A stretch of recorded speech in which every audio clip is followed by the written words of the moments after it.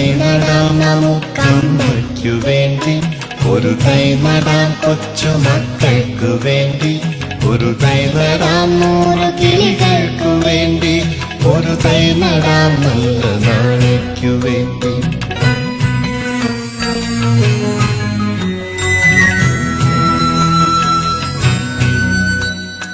ഇത് പ്രാണവായുവിനായി നടുന്നു, ഇത് മഴയ്ക്കായി തൊഴുതു നടുന്നു.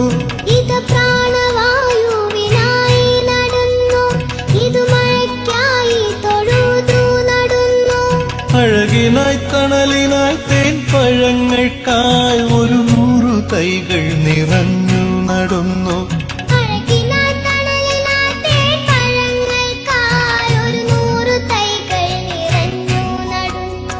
അഴകിനായി തണലിനായി തേൻ പഴങ്ങൾക്കായി 100 തൈകൾ നിറഞ്ഞു നടുന്നു.